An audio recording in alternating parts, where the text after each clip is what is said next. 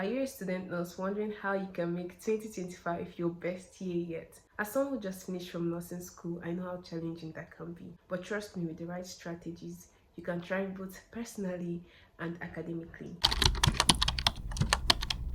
Hi, I'm Ebubechi, a newly registered nurse. On this channel, I share what my life as a newly registered nurse looks like. And in this video, I'll be sharing 5 practical tips to help you stay on top of your studies, excel in your clinicals, and enjoy the journey. That's the most important part. So if you're new here, do hit the subscribe button to join the family and the post notification bell to get notified firsthand whenever I post a new video. And to my returning subscribers, hi dear cousins, welcome back to another awesome video. Now let's get right into it. The first tip is to set clear goals for 2025, because without clear goals you can feel overwhelmed and directionless. So here's what we're going to do.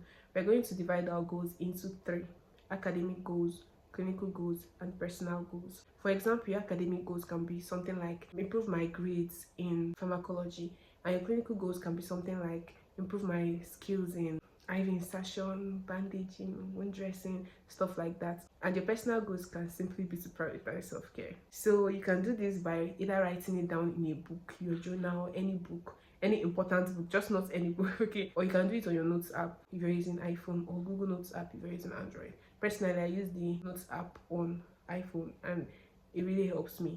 Seriously, setting clear goals really helps me from being an average student to getting mostly A's. If I would be seeing like series of B's and C's and then scanty A's, but then when I start writing out clear goals, I start getting more of A's than B's and C's. Tip number 2 is to stay organized with a study schedule. We both know that time management is a challenge to everybody, especially nursing students. Time management is a very big challenge, and even when you think that you've figured it out, you might find yourself slacking sometimes. So what you're going to do is to create a weekly schedule. Now I'm just going to give an example of what your weekly schedule can be like. On normal school weeks, your weekly schedule can be like, during normal weekdays you can read the theory aspect of what you're doing in that semester, and then during the weekends you can now read your practicals, practice your practicals literally. Then let's say like a month towards your exams are approaching, you can change your study schedule to be like read theories during the day and then practice your practicals in the night. Okay, does that make any sense? Now, while creating this study schedule, do not forget to incorporate rest. Rest is very important, so make time for rest in your weekly schedules. Okay, another thing is to break down bulky topics into smaller manageable chunks, like so that you don't feel overwhelmed, like, oh my god, this topic is so big, how will I ever finish it? No,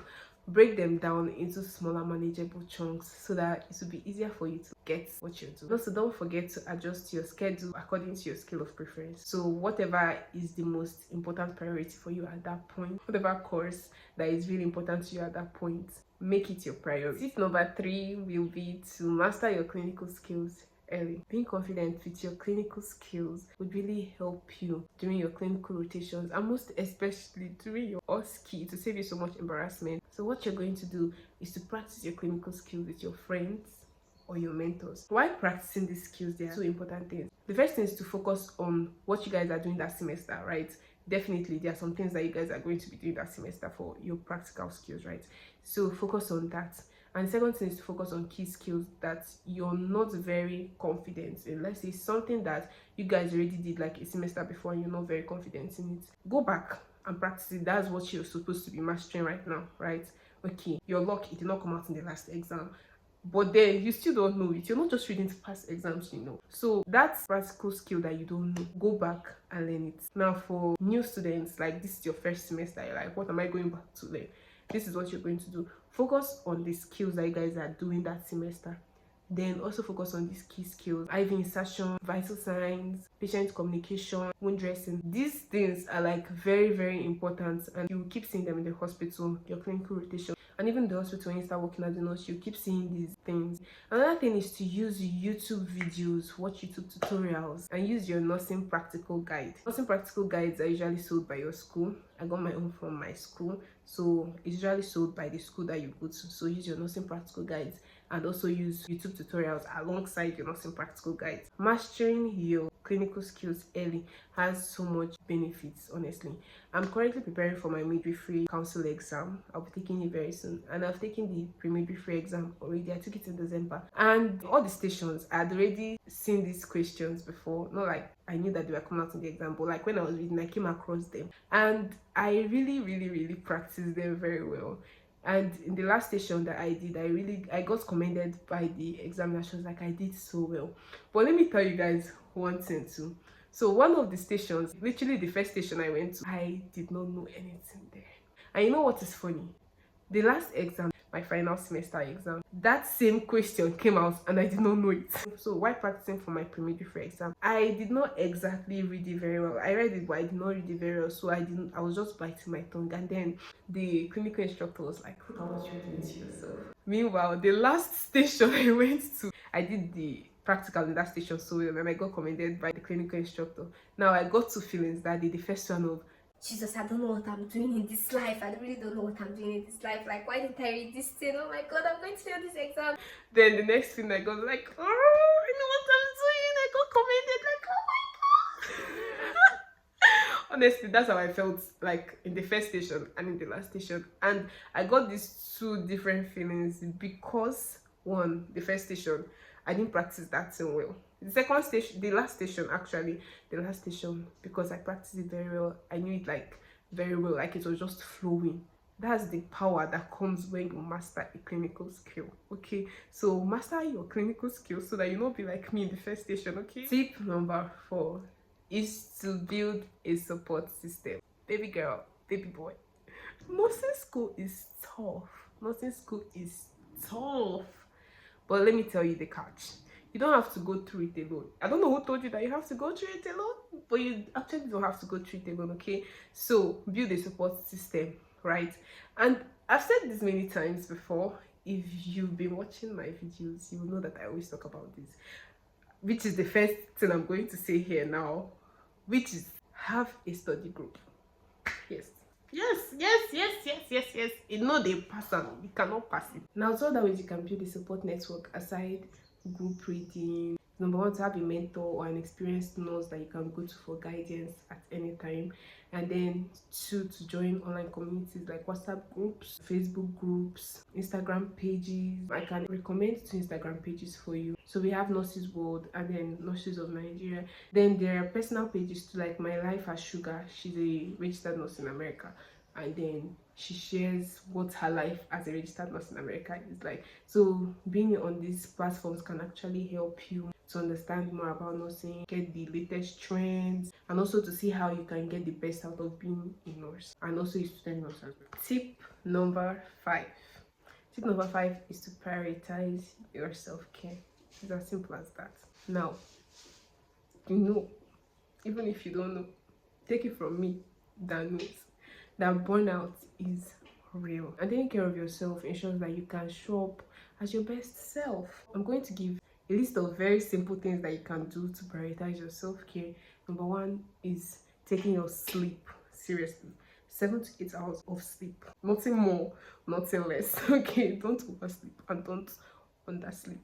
Eat balanced meals and stay hydrated. I know as a student it might be like hard to eat balanced meals, so I'll just say try to have like 2 meals in a day, at least 2 meals in a day. But you see that staying hydrated, you cannot go around it. Stay hydrated. Water is free, okay? I know water, 1 pure water is 15 naira, but then still stay hydrated. Okay, stay hydrated. It will really help you. It will help your kidney, it will help your life. The third thing is to incorporate physical activity. It doesn't have to be anything so strenuous. I know you're like, oh, I went for this class, I'm already so tired, I've already done this, I'm really tired and all of that, I don't want to come and start working out. You don't have to do anything so serious. So you can just do little stretches so that your body will know that you're actually active, or just like walking. And when I say walking, you don't have to like walk for like 30 minutes or so, like 15 minutes. Or you want to go and buy food, don't enter that bike, walk to the place, walk there, okay? After eating, walk back. So that way you can incorporate physical activity. Just do little, as much as you can do. Don't force yourself to do what you cannot do. And finally, practice mindfulness. You can practice mindfulness through praying. Pray and meditate. Listen to God. Don't be the only one talking to him. Talk to him and then listen to what he has to say to you. Okay. You can also practice mindfulness through journaling. I personally do this one so much. Besides praying, like I do journaling. And once I journal, once I write all of those thoughts inside that book, they're now in the book, they're out of my head, and it just makes me like stay focused and like, okay, I want to read now, I'm gonna read, and I'll read and it will enter. And that way you can practice mindfulness is through habit tracking. I did this one so well. I did it so well during my final year of school. I was just tracking few habits. Yeah, just new to habit tracking. I beg, don't go and start carrying everything on your head. Just pick about 3 to 5 habits. Three at most. Don't even pick 5. 3 at most. Just pick 3 habits that you want to track and track them. The 3 habits I tracked was 1, making my bed every day. Once I get up from my bed, I'm making it. That was what I told myself. Like, it doesn't matter if the world is falling, you must make that bed. Another habit I tracked was making sure I put my room in order before I go to sleep. And the last habit was sleeping on time. It really helped me. iPhone has this feature where you can like set this thing called downtime, and then all your apps will like shut down at the time that you set. So I set the time to be 11 p.m. So once it's 10, I'm keeping my phone and I'm arranging everything, going to bed, so that once it's 11, I'll get on that bed sleeping. And it really helps me. It really helps me because I'm someone who loves sleeping and someone who doesn't wake up on time. Come what's me. Someone asked me on my YouTube how I will wake up on time and even prepare my things the night before you go to school late. I don't know. It's a skill, okay? It's a gift. So I really needed to track my sleeping and like make sure I was sleeping early. And that really helped me because I started waking up really early. Like my earliest wake up time was 5 a.m. I'm talking without alarm. I'll wake up by 5 a.m. automatically because I slept early, or latest 8 a.m. I mean, waking up by 8 a.m. is that I woke up by 5, went back to sleep, woke up by 6, went back to sleep, woke up by 7, went back to sleep, woke up by 8, and then said, okay, I'm done, let me wake up. So that's what habit tracking, that's what mindfulness did for me. Okay, I was really mindful in my final year because this stress, if you're not planning your life right, the stress will weigh you down. So I really had to plan my life, and it really helped me out. So I would advise you to plan your life. You're 100 level, 200 level, 300 level, whatever level you are in, plan your life, practice mindfulness, do all of these things, and you'll find out that like school stress will not really be stressing as much as it used to stress. So it's stress too, but it's not really be stressing as much as it used to stress. Okay, now I have a bonus tip for you guys, which is using technology to your advantage. Did you think I would do all this video without calling technology? No. So tech tools can simplify your study, can make studying so easy. First thing is to get study apps that will help you. So there is Quizlet is for flashcards, there is Medscape, which is for drug info, and there is Lecturer for video lessons. Personally, I've not used these 3 apps, but I checked them out and they're actually like okay for students. So Lecturer, you have to pay for some video lessons. Quizlet, you have to pay for some features, but Medscape for drug info is very free, and I wish I saw it before. And that way you can use technology to help you with your studies is watch YouTube videos that teach nursing concepts, subscribe to channels like Registered Nurse RN, Ninja Nerd, Pixelrise. Now let me tell you guys, Pixelrise. If you've been thinking that pharmacology is hard, just go to Pixelrise. You find out that pharmacology can be very, very sweet. Pharmacology can be very, very easy. Pharmacology can be the best thing that ever happened to you in nursing, honestly. So go rush now to Pixelrise, subscribe to their channel, watch their videos. Bro, you thank me. You'll come back here to thank me because that's how good they are. And that way you can use technology to help you by using ebooks, PDFs for like better access to materials that you can't get their hard copy. Most importantly, how can you call technology in 2025 without calling AI? Now I'm going to just give you my 2 best AIs, which is Meta AI and ChatGPT. They are free, they are simple, they are sweet to use. I use Meta AI on my WhatsApp when I'm like having online group reading with my friends and I really need to like check something, or I'm like doing some PDF past questions on my WhatsApp.